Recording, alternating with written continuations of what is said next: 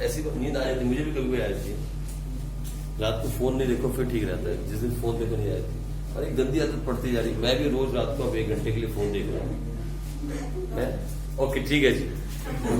सुनो मेरी बात, कोई बात नहीं, अरे मैं एक्सेप्ट कर रहा हूँ। आजकल पता क्या है, ये फोन की आदत बहुत गंदी है। आप बच्चे इतने मैसेज करते हो फोन पे, कभी यहाँ से मैसेज, वहां से मैसेज, 11th का मैसेज, 10th का मैसेज आते हैं फोन पे, तो फोन हाथ में रहने लग गया है। पहले मैं क्या करता था कि फोन को एक जगह पे दूर रख देता, फोन के पास नहीं रहता था मैं शुरू से। अब पिछले 7-8 दिन से क्या हो रहा है कि फोन जेब में रह जाते हैं, मतलब रात को सोते हुए भी फोन साथ में रख लेते हैं। पहले मैं फोन को दूर लगा देता, जहां से अलार्म की आवाज आ जाए लेकिन फोन मेरे पास ना हो, ताकि फोन की गंदी आदत ना पड़े। पिछले 7 दिन से 7-8 दिन से वो गंदी आदत पड़ गई फेसबुक देखने की, but I am going to rectify it. मैं बहुत जल्दी आदतें सुधार लेता हूँ, ये मेरे में बड़ा प्लस पॉइंट है। I have a very good will power. अगर मैं चाहूँ तो ये आदत चेंज कर लेता हूँ। मैंने चेंज की है बहुत बड़ी बड़ी आदतें, इसलिए मुझे मालूम है। ये अभी आदत पड़ी है मुझे, फोन की गंदी आदत। फोन की 7 दिन से मैं रात को सोते हुए फेसबुक देख रहा हूँ, वो भी आधे घंटे के लिए, 1 घंटे के लिए।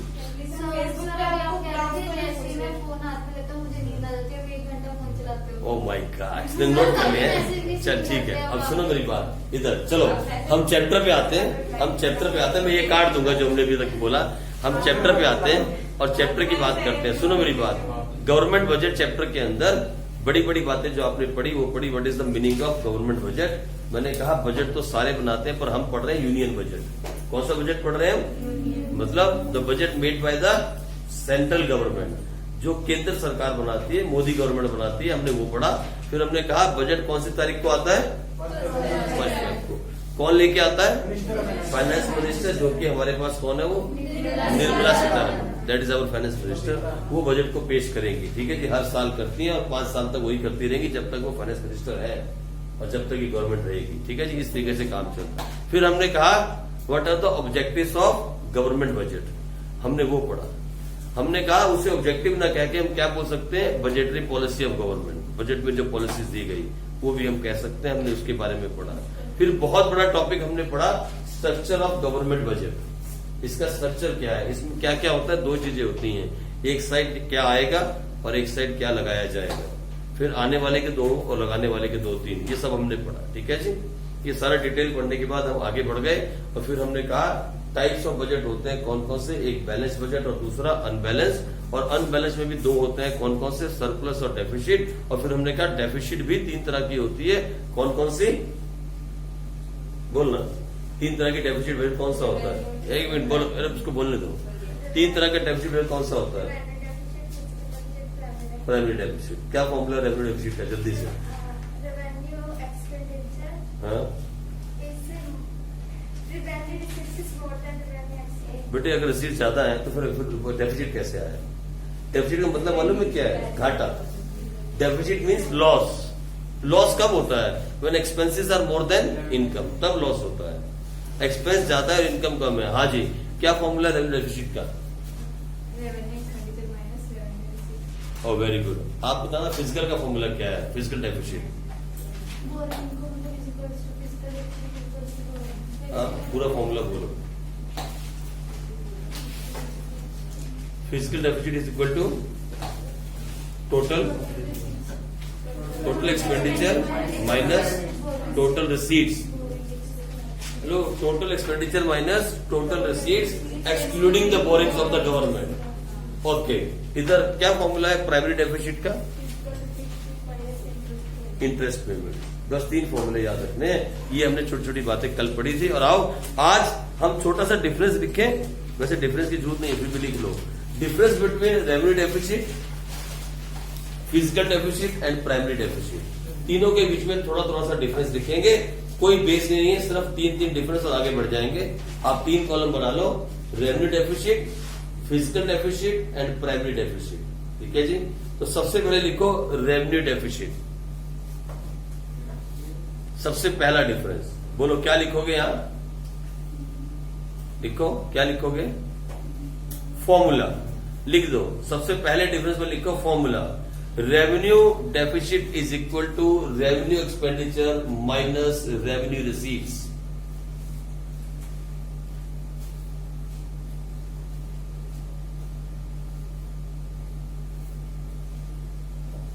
सबसे पहला रेवेन्यू डेफिसिट, दोबारा रिवीजन हो रही है ये, revenue expenditure minus revenue receipts हो गया नंबर 1। फिर लिखो physical deficit, physical deficit is equal to total expenditure minus total receipts accept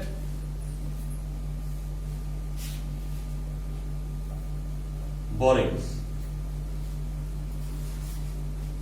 या लिख सकते हो अदर देन बोरिंग्स, जो भी आपको अच्छा लगे, अदर देन बोरिंग्स या एक्सेप्ट, कोई भी एक वर्ड लिख सकते हो चलेगा, ठीक है जी। उसके बाद तीसरा हमारे पास क्या आया, तीसरा हमारे पास आया प्राइमरी डेफिसिट, वो है physical deficit minus interest payment, पूरा लिखना पेमेंट, खाली इंटरेस्ट मत लिखना, क्योंकि इंटरेस्ट रिसीव भी होता है पेड भी होता है, तो इंटरेस्ट पेमेंट, ठीक है। पहला तो हो गया, this is the first difference between them, ये पहला डिफरेंस हो गया। आ जाओ डिफरेंस नंबर 2 पे आओ। रेवेन्यू डेफिसिट रिफ्लेक्ट्स, लिखो revenue deficit reflects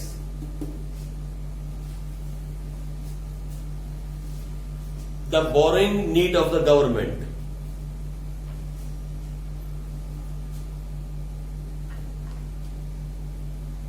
revenue deficit क्या रिफ्लेक्ट करता है, ये रिफ्लेक्ट करता है क्या, reflect the boring need of government. मतलब अगर रेवेन्यू डेफिसिट है तो फिर गवर्नमेंट को पैसा बोरो करने के लिए अब हाथ फैलाने की जरूरत है, ये बताता है how much government has to borrow. कौन सा, रेवेन्यू डेफिसिट। अच्छा जी, फिजिकल क्या रिफ्लेक्ट करता है, लिखो physical deficit reflects, physical deficit reflects the extent of borings by the government.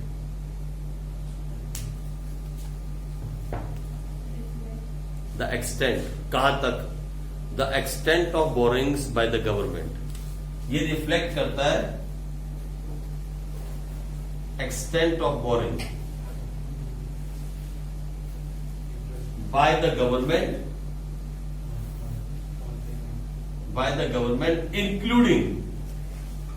including interest payments।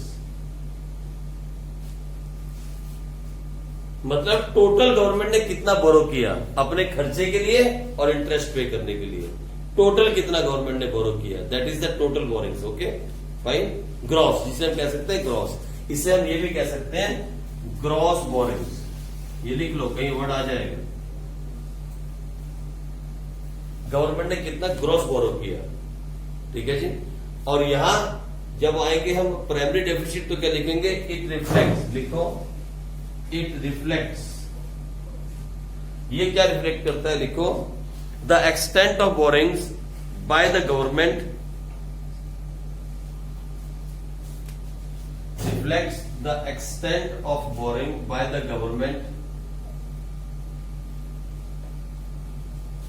By the government,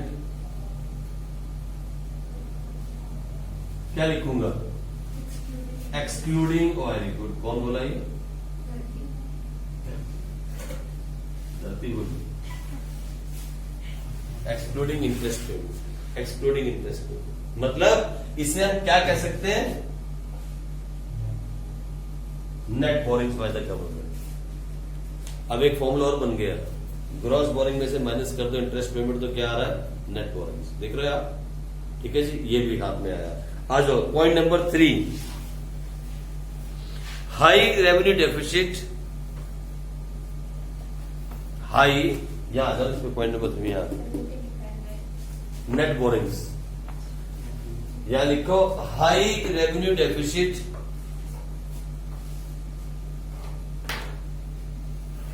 high revenue deficit arise because of, बोलो क्या होगा,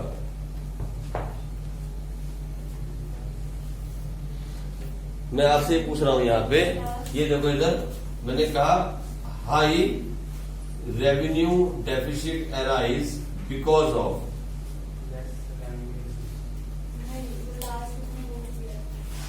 हाई, हाई मैंने बढ़ना इसका ज्यादा, पूरा लिख देता हूं,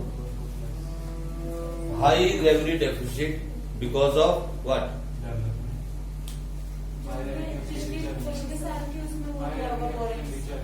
लिखो, सोचो ना क्या हो, थोड़ा सा सोच लो। बिकॉज ऑफ लेस, लिखो because of less revenue receipts, because of less revenue receipts, ठीक है जी। या लिख सकते हो because of less tax receipts, because of less tax receipts, ठीक है ना। क्योंकि रेवेन्यू रिसीट्स के अंदर दो ही होती है, टैक्स और नॉन टैक्स। और गवर्नमेंट की मेन इनकम क्या होती है? Tax receipts. जो नॉन टैक्स रिसीट्स थी, फीस, फाइन, प्लेंटी, वो मेन इनकम का साधन नहीं था। पढ़ा था ना आपने, पढ़ा था ना आपने, है ना। तो जो प्लेंटी गवर्नमेंट लगाती है, या फाइन लगाती है, या फीस लगाती है, वो गवर्नमेंट की मेन, वो गवर्नमेंट का मेन काम नहीं है कमाने का, वो तो लोगों को सुधारने के लिए है ना। चलो आगे लिख लो फटाफट जल्दी से। तो लिखो high revenue deficit reflect, high revenue deficit because of less revenue receipts and because of less revenue receipts and because of, दूसरा कारण बताओ, because of subsidies,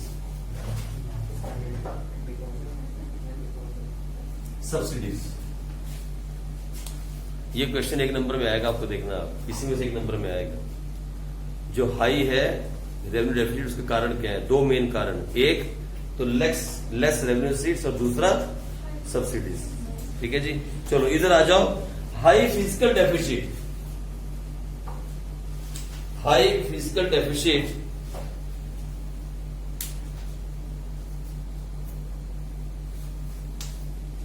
क्यों होता है? ये high physical deficit is because of, physical deficit मतलब है borrowings. तो लिखो high physical deficit is because of lack of या लिख लो because of lack of physical discipline या फिजिकल डिसिप्लिन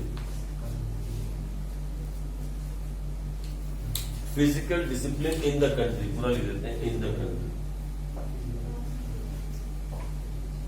अभी वर्ड आ गया, फिजिकल डिसिप्लिन क्या होता है? मतलब वेस्टेज का ना करना।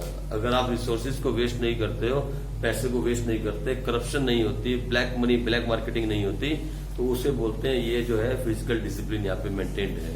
तो ये सब कुछ जो होता है, बोरिंग क्यों करनी पड़ती है? यहाँ पे पहले कलेक्शन कम है ना। एक तो हमारे यहाँ कलेक्शन कम है, और दूसरा हर नेता का स्विस बैंक में अकाउंट है और वहां अरबों रुपया पड़ा हुआ है। वो कई बार देखा, अभी काले धन की बात जब हुई थी, बोलते हैं कि वहां से इतना काला धन है हमारे हिंदुस्तान का, अगर वो सारा पैसा इंडिया में आ जाए तो पता नहीं अगले कितने साल तक हमें पैसा बोरो नहीं करना पड़ेगा। देखा आपने, बता रहे थे टीवी में, आपने कभी सुना होगा टीवी में न्यूज आते हुए। इतना काला धन पड़ा है वहां, ब्लैक मनी, वो स्विस बैंक के अंदर इतना पैसा पड़ा है, वो अपने इंडियन पॉलिटिशियंस का, सारे इंडियंस का। फिर बाद में सारे के सारे इंडियन जो है वो थोड़ा सा लड़ते हैं और हम लोगों से वोट लेके, और बाद में सारे मिल जाते हैं आपस में पीछे से, और कोई पैसा लेके नहीं आता। स्विस बैंक में अरबों खरबों रुपया हमारा पड़ा है। अगर वो आ जाए तो हमारा जो डेफिसिट है ना, बजट डेफिसिट, वो अगले कई साल तक के लिए पूरा हो जाए। एक तो ये कारण है कि पहले ही यहाँ पे रिसीट्स की कलेक्शन कम है, ऊपर से गवर्नमेंट बहुत सब्सिडी दे रही है। आप देखो ना, हर एक आम आदमी को सब्सिडी मिल रही है। एक भी ऐसा परिवार नहीं है जिसको सब्सिडी ना मिलती है। आपको भी मिल रही है, मालूम है? कहाँ मिल रही है बताओ? गैस, एलपीजी गैस पे, हाँ एलसीटी भी मिल रही है, 1 रुपया यूनिट, यस, वो भी मिल रही है, हर बंदे को मिल रही है। यानी हर घर में, चाहे वो कितना भी काबिल है या मेरी तरह गरीब है, लेकिन उसे सब्सिडीज मिल रही है। हर हालत में उसको सब्सिडीज मिल रही है, 200-250 रुपए हर बंदे को, और हर घर में 4 सिलेंडर के ऊपर यानी 1000 रुपए की सब्सिडी दी जा रही है। और सोचो कितने घर हैं। अब पैसा सब्सिडी इतनी दे दोगे, इतनी सब्सिडी दोगे, तो फिर अपने आप से डेफिसिट तो आएगा। एक तो ये कारण हुआ, और दूसरा फिजिकल डिसिप्लिन नहीं है, मतलब चोरी चकारी बहुत है, ब्लैक मार्केटिंग बहुत है, ब्लैक मनी कलेक्शन बहुत है, ये भी एक कारण है। ठीक है जी, तो चलो आगे आ जाओ, इधर फटाफट जल्दी से, टाइम नहीं लगाएंगे। लास्ट पॉइंट लिखो, primary deficit primary deficit is because of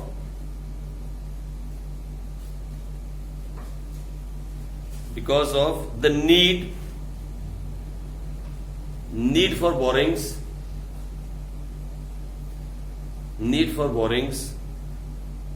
even when interest payment on the existing loan is ignored. Even when the interest payment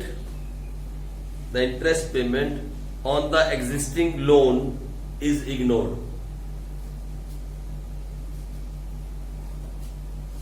ठीक है जी, प्राइमरी डेफिसिट इसलिए हो गया। बात खत्म हो गई, बस इससे आगे ज्यादा एक्सप्लेन नहीं करने की जरूरत हुई। बात खत्म, तीन पॉइंट हमने लिख दिए, तीनों में डिफरेंस लिखा, खत्म।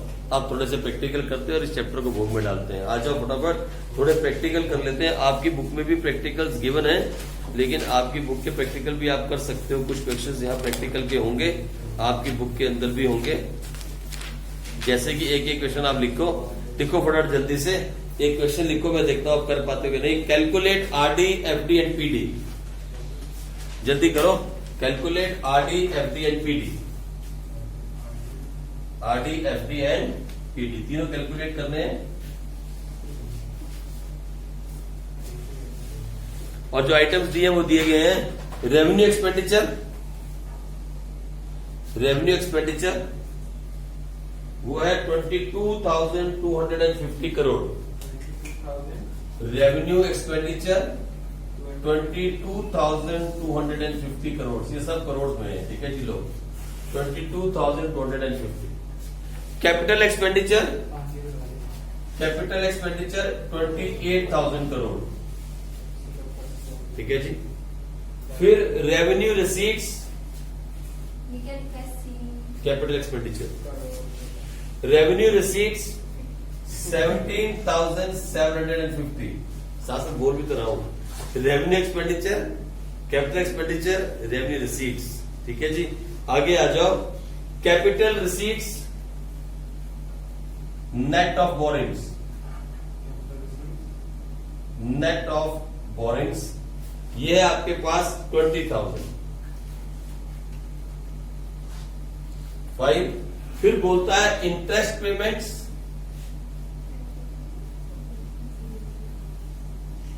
ये लिखा है net of borings. Interest payment ये है 5,000 करोड़। और फिर लास्ट आइटम बोलता है बोरिंग्स, और ये है 12,500 करोड़। और आपसे कहा 3 चीजें निकालो, आरडी, एफडी और पीडी। आरडी है 4,500। ओके, बिल्कुल ठीक। आगे एफडी,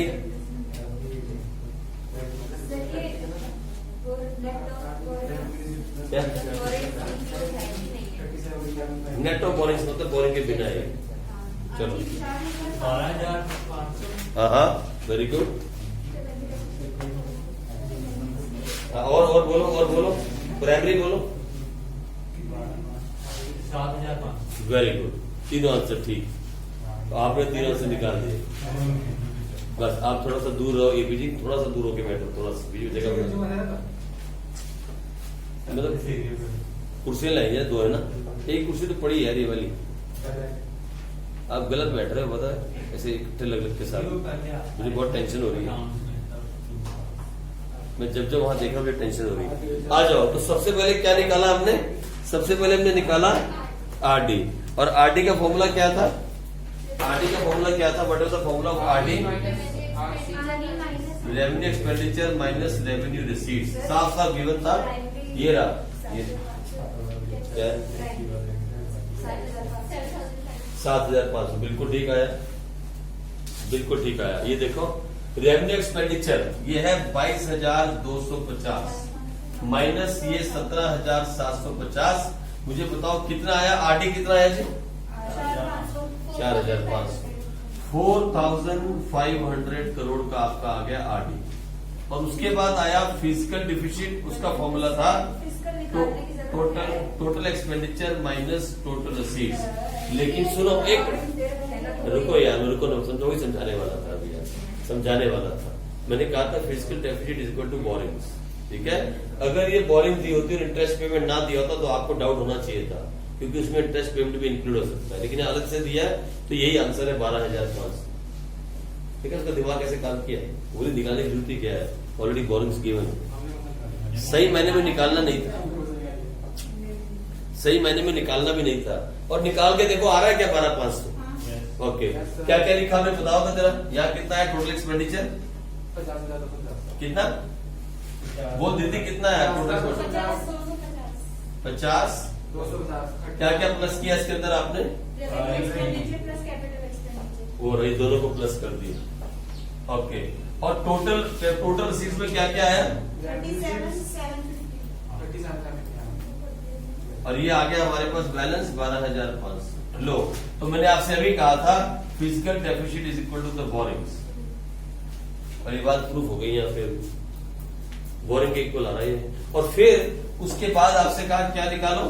7,000। आई बात समझ? तीनों आगे आगे करें, एक और क्वेश्चन। चलो एक और लिखो, एक और लिखो, जल्दी लिखो फटाफट से।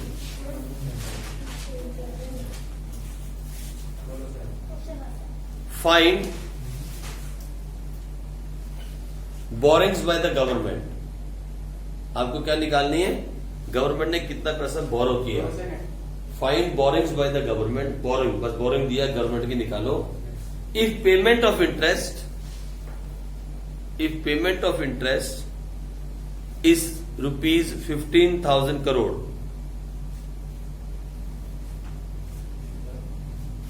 if payment of interest is rupees 15,000 crore, which is 25% of the primary deficit. 15,000. If the payment of interest is 15,000 crore, which is 25% of the primary deficit.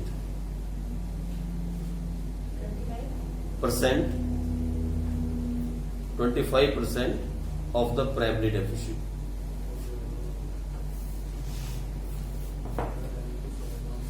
तो सबसे पहले काम जो है ना, सबसे पहला काम फॉर्मूला लिखो। सबसे पहला काम है फॉर्मूला लिखो। सबसे पहले आप घबराओ नहीं क्वेश्चन को पढ़ के, बहुत आसान क्वेश्चन है। क्या है? 60। थोड़ा सा गलत कर रही है। 60 क्या है? आप प्राइवेट डेफिसिट है सर, वो तो ठीक है।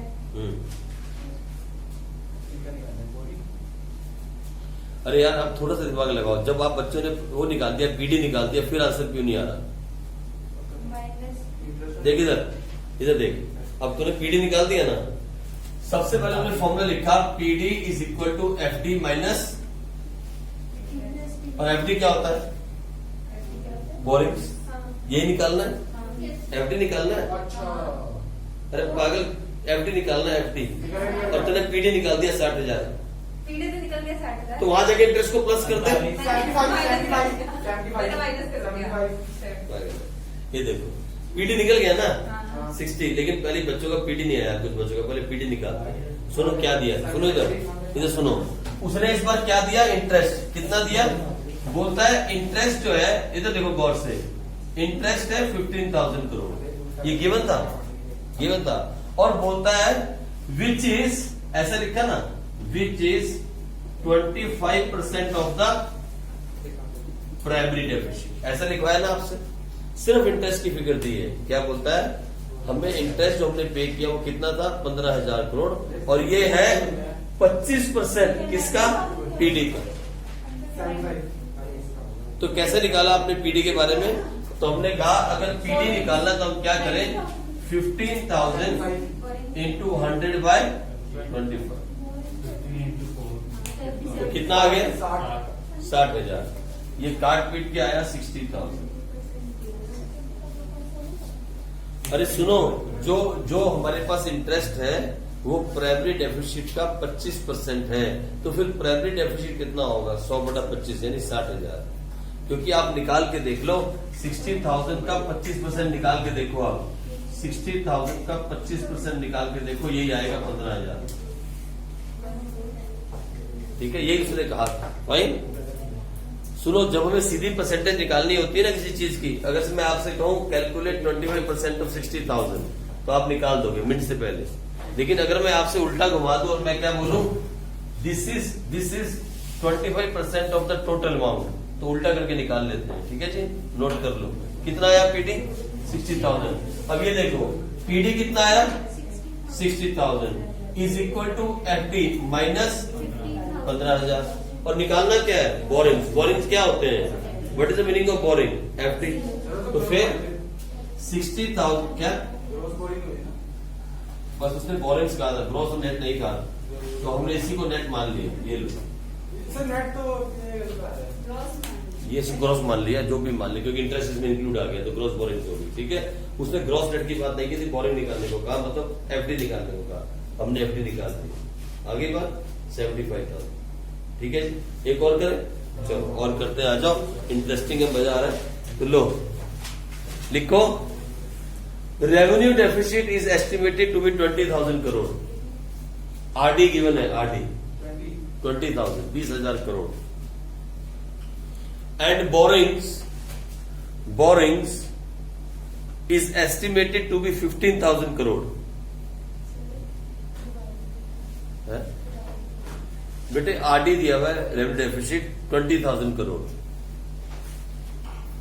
और बोरिंग्स जो है बोरिंग्स वो है 15,000 crore borings.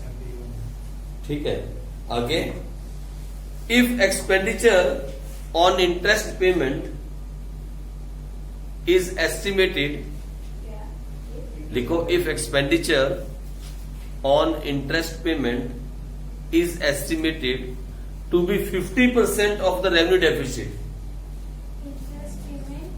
If the expenditure on interest payment is estimated, बहुत सिंपल बात है लेकिन जान उसकी घुमाई है, वो आंसर आ भी जाएगा।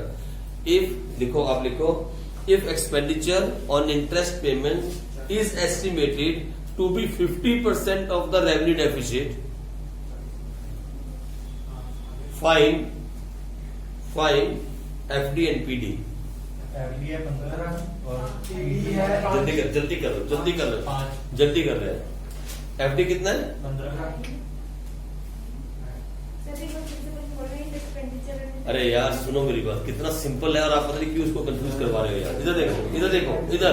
अरे पहले सुनो, शांति से सुनो, पहले हरमन पहले मेरी बात सुनो, शांति इधर से सुनो। बोलता है एक बिजनेस का आरडी है देश का, बजट का 20,000 करोड़। आरडी मैंने रेवेन्यू डेफिसिट पहले से गिवन है 20,000 करोड़। फिर बोलता है जो बोरिंग्स है वो है 15,000 करोड़ 15,000 करोड़। ठीक है, तो नहीं, पहले सुनो बोरिंग्स कितनी है 15,000 करोड़। और फिर बोलता है जो इंटरेस्ट पेमेंट है, इधर देखो, इधर जो इंटरेस्ट पेमेंट वो है 50% 50% ऑफ द रेवेन्यू डेफिसिट। ठीक है, अब करो कैलकुलेट एफडी और पीडी।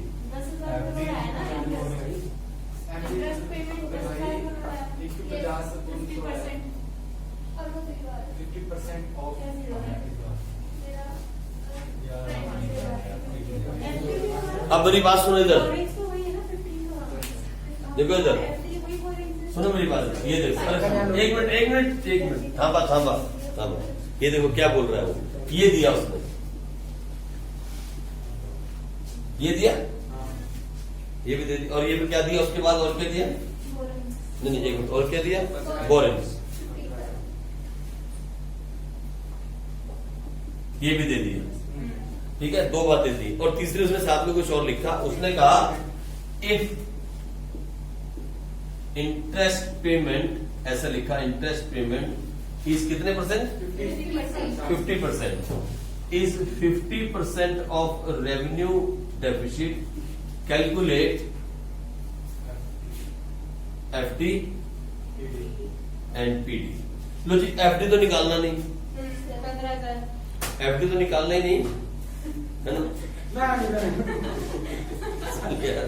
रुक जा एक मिनट, तो वेट तो क्या, पहले बहुत सारे बच्चे बोल देते हैं हाँ रुक तो जा। एफडी तो निकालना नहीं, एफडी क्या होता है, व्हाट इज एफडी, बोरिंग, तो ये तो दिया है।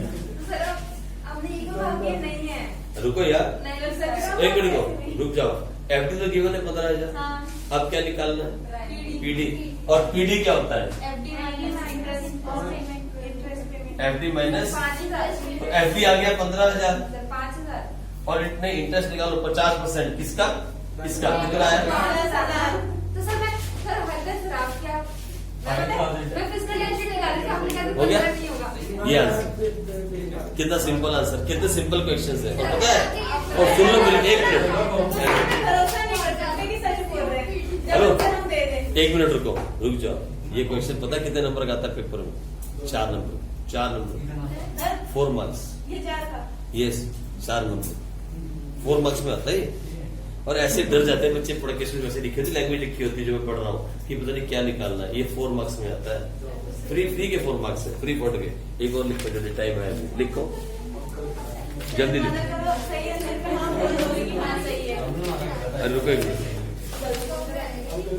इसमें खत्म हो गए 3 ही थे। इसमें लिखो, इसमें जल्दी करो, लिखो लिखो लिखो। Find RD, FD and PD. Find RD, FD and PD, तीनों निकालने हैं। पहला दिया हुआ टैक्स रेवेन्यू, करोड़ के अंदर है सारे, 40 करोड़। ठीक है जी। फिर दिया हुआ सीआर, कैपिटल रिसीट्स, 27 करोड़। फिर दिया हुआ है नॉन टैक्स रेवेन्यू, 10 करोड़। ठीक है जी। फिर दिया हुआ है बोरिंग्स, 20 करोड़।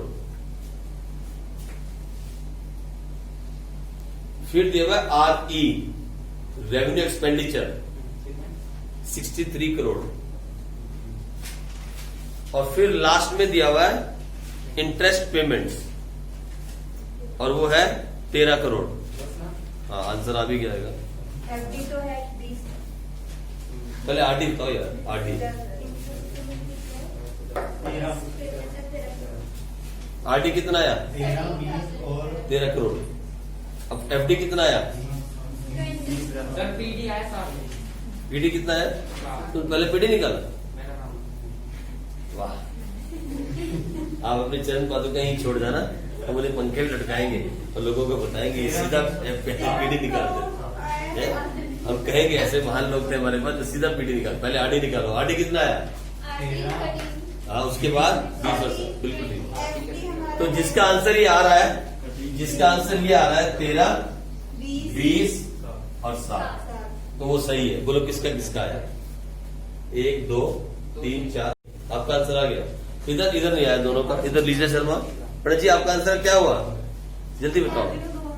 इधर तनु, तनु आंसर आया तेरा? नहीं आया, समझाना पड़ेगा। मुरली नहीं आ गया तो अब आ गया। नया तेरा आंसर आ गया था। बस बात बोलती क्यों ऐसे से मत कर इसको। फिर पता क्या आएगा, मेरे ग्राम में जाएगा, मेरी जान निकल जाएगी। क्या हो गया?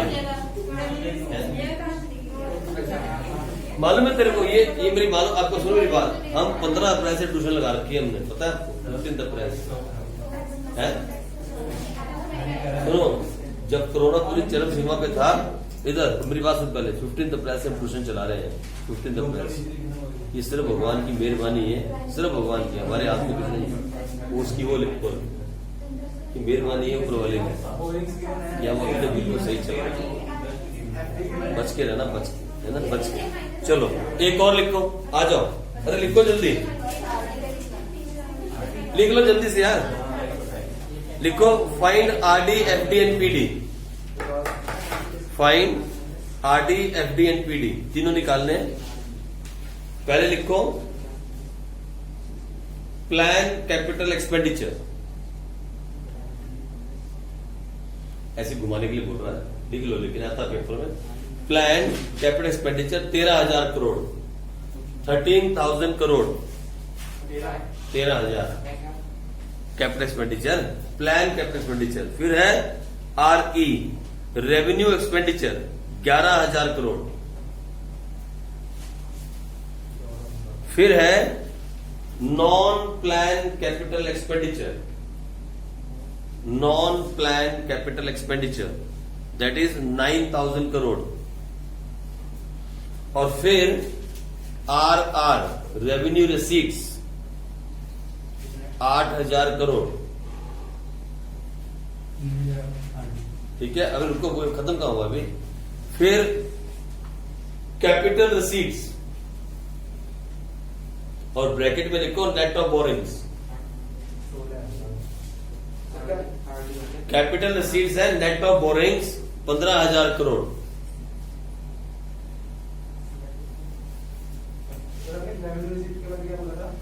Capital receipts net of borrowings 15,000 crore और लास्ट में लिखो इंटरेस्ट पेमेंट 4,000 करोड़। 3, 7 और 11। Sir 3,000 RD। गलती कर रहे हो। इंटरेस्ट कितना? Interest payment 4,000। FD कितना है FD? 7, 16 नहीं 7। आगे कितना है सर? तू बता। 3,000। अच्छा तो सर वो RD है 3,000। आरडी ही पूछो और FD कितना है? सर, आपने आरडी पूछा 3,000 बोला तो मैं हाँ तो मैं तीनों बता रहा हूँ, RD FD और PD। RD 3,000 ठीक है। हाँ मेरा भी सही है। FD कितना है? वो 15,000 होगा। नहीं सर नहीं। सर एफडी 10,000 बिल्कुल ठीक, इतना सस्पेंस बना के बोलते हैं। बिल्कुल ठीक बोल तो दिया। 6,000 आएगा। बिल्कुल ठीक। अब जिसका आंसर ये आ रहा है, जिसका आंसर ये आ रहा है 3,000, 10,000 और 6,000 वो ठीक है। बेटे फिजिकल का फॉर्मूला क्या है? माइनस, तो टोटल एक्सपेंडिचर पर क्या क्या लिखा है? 13,000 है, 11,000। उसके बाद 11,000 है, फिर 9,000 है, कितना हो गया तीनों? और माइनस कर दे रिसीट्स में कितना? एक तो 15,000 और एक दूसरा हमारे पास क्या है और 8,000। तो 33 माइनस 23 कितना आया? 10,000। 33 माइनस 23 कितना आ गया? 10 आ गया कि नहीं? और उसमें से IP निकाल दे, इंटरेस्ट पेमेंट तो आ गया ना 6,000। बात खत्म हो गई, इतना बड़ा काम नहीं था। ठीक है जी, लो वो आ गया ना 6,000, 4,000 वो निकाल दो IP है ना, 10,000 में से 10,000 में से तो ये आ गया 6,000। तीनों आंसर आ गए। ये बहुत छोटे छोटे क्वेश्चन है और 4 नंबर के आते हैं, 4 मार्क्स में आते हैं। इनमें घबराने वाली बात कोई नहीं होती, इसमें कोई बड़ा हुआ नहीं है। फिर एक क्वेश्चन टाइम बचे तो करवाता हूँ, आज अगर टाइम बचा है तो टाइम को पूरा यूज किया जाएगा। टाइम को रुको यार, लिखो लिखो लिखो।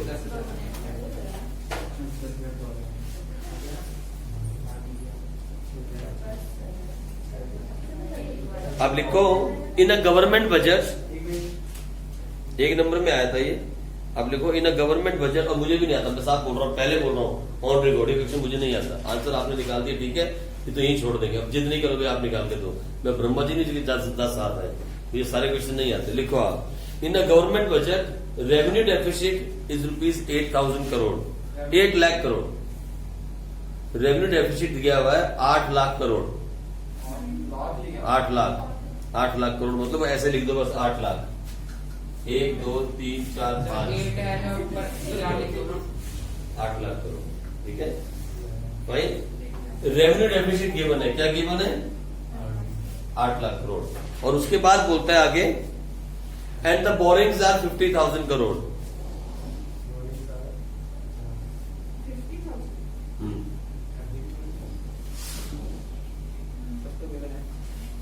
तो 2 चीजें गिवन है, रेवेन्यू डेफिसिट और बोरिंग्स। बोलता है आगे आपसे how much is the physical deficit. 50। सोच तो लो पहले यार, तो पागल तो नहीं बेचारे जी, 2 काम पहले दे दिया आपको और आप आंसर मिनट में निकाल देते हो। पर सुन लो, है? अरे एक मिनट रुको भाई, रुको, शांत थामा करो, रुको, ऐसे जल्दी मत करो, पहले क्वेश्चन को पढ़ लो, पहले क्वेश्चन को पढ़ तो लो। क्वेश्चन भी पढ़ा है, एक मिनट पहले क्वेश्चन पढ़ लो। क्वेश्चन पढ़ क्या लिखा है? पढ़ना क्या लिखा है? पढ़। RD is 8 lakh crore and borrowings is 50,000 crore. आपसे निकालने को क्या बोला है? एफडी। तो फिर एफडी निकालो ना, तो आप बोरिंग क्यों निकाल रहे हो? हाँ तो बोरिंग चलो ठीक है यार, लो भाई ठीक है जी, 50,000 आंसर साथ था, 50,000 एक नंबर में आया, 1 मार्क्स में आता है बार बार। ठीक है जी, मैं फिर आपसे कह रहा हूँ, सुनो मेरी बात, फिर आपसे कहता हूँ borrowing is equal to physical deficit, लेकिन ग्रॉस बोरिंग, इसे हम ग्रॉस बोरिंग्स कहते हैं। उसमें से इंटरेस्ट निकालते तो क्या आ जाती है? Net boring. इंटरेस्ट पेमेंट निकाले तो क्या आ जाती है? Net boring. ठीक है जी, चलो ग्रॉस बोरिंग्स जो हमने ग्रॉस किया, उसमें से इंटरेस्ट निकालो तो क्या आ जाती है? नेट। और उसे क्या बोलते हैं? पीडी। उसे हम क्या बोलते हैं? पीडी। ठीक है जी, चलो यहाँ खत्म करा, इस चैप्टर का भोग डाला हमने। आप सुनो मेरी बात, 1 मिनट रुको, सुनो।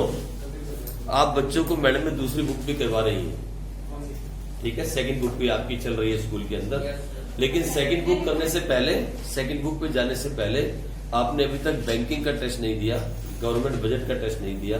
हाँ जरूर आपने मनी का टेस्ट दिया, लेकिन अभी 2 टेस्ट और बाकी है, और हाँ शुरू के बहुत सारे चैप्टर भी बाकी है भाई।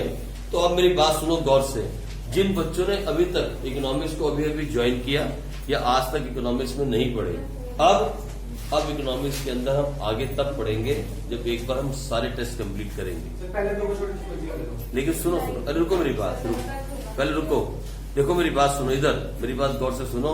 अब मेरा पढ़ाने का और बच्चों के पढ़ने का अपना अपना स्टाइल अलग अलग होता है। मैं हमेशा इकोनॉमिक्स को 4 बार रिवाइज करवाता हूँ। लास्ट ईयर में हमने 4 बार इकोनॉमिक्स की थी, 4 टाइम्स रिवाइज की थी इकोनॉमिक्स। एक मिनट रुकना, हमने 4 टाइम इकोनॉमिक्स रिवाइज की थी लास्ट टाइम में। अभी हम सुनो कितने चैप्टर कर चुके मालूम है आपको? 7 चैप्टर हम कर गए 12 में से। मैं आपके आगे 2 ऑप्शन छोड़ता हूँ, या तो 7 के 7 चैप्टर रिवाइज कर लो, या बीओपी को कर लो, बैलेंस ऑफ पेमेंट, या वो कर लो। अगर आपको ऐसा लगता है कि स्कूल में आपके नंबर लाने बहुत जरूरी हैं, रिवीजन की जरूरत नहीं है, तो मैं आपको अगले चैप्टर पे ले जाता हूं जिसका नाम है बीओपी, बैलेंस ऑफ पेमेंट, जिसमें 2 चैप्टर हैं, एक फॉरेन एक्सचेंज और दूसरा बैलेंस ऑफ पेमेंट। या तो वो कर लो, या इन 7 चैप्टर को एक बार दोबारा से रिवाइज कर लो जो आपने अभी तक पढ़ा इकोनॉमिक्स के अंदर। दूसरा ऑप्शन। तीसरा, आप इंडियन इकोनॉमिक बुक को भी स्टार्ट कर सकते हो, मैं आप पे छोड़ता हूं। लेकिन मेरी तरफ से अगर मानो तो इतना करने के बाद आपको फिर से एक बार रिवाइज करना चाहिए कि आपने इकोनॉमिक्स में क्या पढ़ा। मार्क्स रिवीजन से आएंगे, प्रैक्टिस से आएंगे, सिलेबस खत्म करने से नहीं आएंगे। ये पहले बात दिमाग में डाल दो, ठीक है जी। तो अगले कुछ दिन जो है, सुनो इधर अभी बहुत सारे बच्चों को डाउट है, बहुत सारे बच्चों को डाउट है अभी भी नेशनल इनकम के अंदर, देखा, और वही 10 नंबर का है। तो आगे आगे दौड़ता जा, पीछे पीछे छोड़ता जा, इससे नंबर नहीं आएगा। नंबर जो है वो कहां से आएंगे? रिवीजन से आएंगे। तो हम क्या करते हैं, जब तक ये चैप्टर को आप रिवाइज करो, जो हमने अभी खत्म किया बजट, हम शुरू से एक बार इकोनॉमिक्स रिवाइज करने स्टार्ट करते हैं फिर से, लेकिन थोड़ा तेज चलेंगे, थोड़ा सा फास्ट चलेंगे, और प्रैक्टिकल के ऊपर ज्यादा जोर देंगे, थ्योरी पे कम देंगे। लेकिन एक बार फिर से जो बच्चे नए ज्वाइन किए उनके लिए बहुत फायदे की बात ये रहेगी। हेलो, आप सुन रहे हो? आपकी बात करो, आपके फायदे की। जो बच्चे नए आए उनके लिए फायदा रहेगा, और या जो बच्चे जिन्होंने रिवाइज नहीं किया, जिन्होंने इसको रिवाइज, हम वीडियो क्लासेस बनाएंगे उसकी और लिखेंगे रिवीजन क्लासेस। हम रिवाइज करेंगे फिर से। जो बच्चों ने इसको रिवाइज नहीं किया, अभी तक इकोनॉमिक्स को नहीं समझ पाए या नहीं पढ़े, वो फिर से पूरी की पूरी पहली यूनिट रिवाइज कर लेंगे फिर से दोबारा से, ठीक है जी। पूरी यूनिट, हर एक टॉपिक जो मैंने करवाया वो टॉपिक हम कल से रिवाइज करना स्टार्ट करेंगे फिर से। जिनके पास नोट्स नहीं है वो नोट्स ले लो आज के अंदर, कल पे मत डालो। कल जब आप यहाँ पे आओ तो आपके पास इकोनॉमिक्स के फर्स्ट और सेकंड चैप्टर के नोट्स होने चाहिए। आगे बात समझ में? यहाँ पे सारे बच्चे जो पुराने हैं वो भी, जो नए हैं वो भी, आज ही नोट्स का अरेंजमेंट होना चाहिए। और कल जब आप यहाँ पे आओगे दोपहर को ट्यूशन पढ़ने से पहले आपके हाथ में नोट्स होने चाहिए, आपकी अपनी कॉपी, और उस पर अपना नाम लिख लेना। और सबसे अच्छे नोट्स जो है यहाँ पे अभी मेरे पास द्वितीय के पढ़े हैं, मैंने उसके देखे हैं, बाकी इशू के भी बढ़िया है। जिसकी हैंडराइटिंग अच्छी है, मेरी वाले को छोड़ के जिसकी भी हैंडराइटिंग अच्छी है आप उसके नोट्स ले सकते, ठीक है जी। और हाँ, जो भी कॉपी कराएगा एक कॉपी मेरे लिए करवा देना। मेरे पास पहले 2 चैप्टर की कॉपी है, मैं पैसे दे दूंगा उस चीज की, ठीक है। एक कॉपी मेरे लिए भी आप करवाते जाना साथ के साथ भाई। चलो जी, कल मिलेंगे, अब आप जा सकते हो।